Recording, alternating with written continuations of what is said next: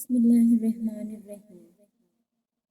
شروع کرتی ہوں اللہ کے نام سے جو بڑا مہربان نہایت رحم کرنے والا ہے۔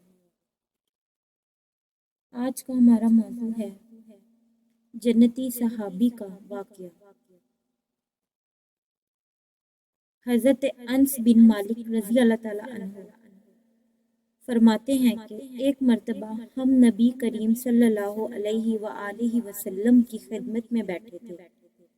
آپ صلی اللہ علیہ وآلہ وسلم نے فرمایا، لوگو ابھی تمہارے پاس ایک جنتی شخص نمودار ہوگا۔ چنانچہ ایک انصاری صحابی اس حالت میں تشریف لاتے ہیں کہ وضو کا پانی ان کی داڑھی سے ٹپک رہا تھا اور انہوں نے اپنے جوتے بائیں ہاتھ میں اٹھا رکھے تھے۔ دوسرے دن بھی آپ صلی اللہ علیہ وآلہ وسلم نے یہی بات کی اور پھر وہی صحابی نمودار ہوئے اور آج بھی پہلے کی طرح جوتے ان کے ہاتھ میں تھے۔ تیسرے دن بھی آپ صلی اللہ علیہ وآلہ وسلم نے وہی بات دہرائی اور اس دن وہی صحابی اس حالت میں نمودار ہوئے جن کی داڑھی سے وضو کا پانی ٹپک رہا تھا اور انہوں نے جوتے بائیں ہاتھ میں اٹھا رکھے تھے۔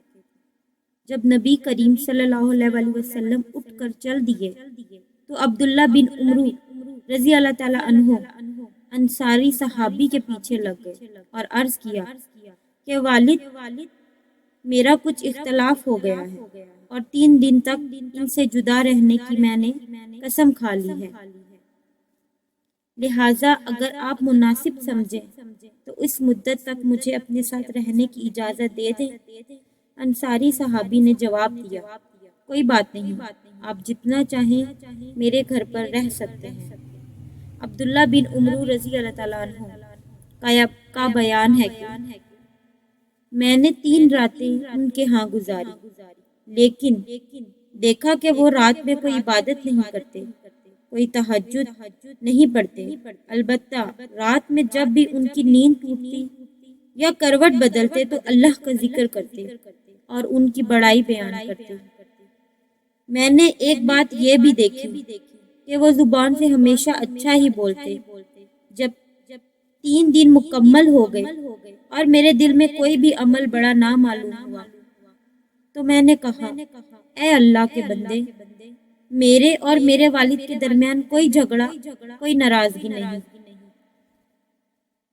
البتہ میں نے نبی کریم صلی اللہ علیہ وآلہ وسلم سے سنا کہ 3 دن لگاتار آپ کے بارے میں فرما رہے تھے کہ ابھی تمہارے پاس ایک جنتی شخص نمودار ہوگا، اور تینوں دن آپ ہی تشریف لائے، تو میں نے ارادہ کیا کہ آپ کے پاس رہ کر میں آپ کا عمل دیکھوں کہ آپ کون سا عمل کرتے ہیں تاکہ میں بھی ویسا عمل کر سکوں، لیکن میں دیکھ رہا ہوں کہ آپ زیادہ عمل نہیں کرتے۔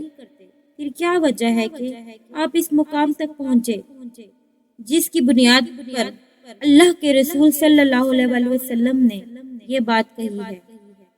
انہوں نے کہا ہے، بس میرا عمل تو بس اتنا ہے جو تم نے دیکھا۔ جب میں وہاں سے واپسی کے لیے مڑا تو انہوں نے پیچھے سے آواز دے کر بلایا اور فرمایا، عمل تو وہی ہے جو تم نے دیکھ لیا، البتہ ایک بات ضرور ہے کہ میرے دل میں نہ تو کسی مسلمان کے لیے دھوکے کا جذبہ ہے اور نہ ہی اللہ تعالیٰ کی دی ہوئی بھلائی، اور نہ نعمت پر ان سے حسد کرتا ہوں، یعنی نہ میں کسی کو دھوکہ دیتا ہوں اور نہ ہی کسی سے حسد کرتا ہوں۔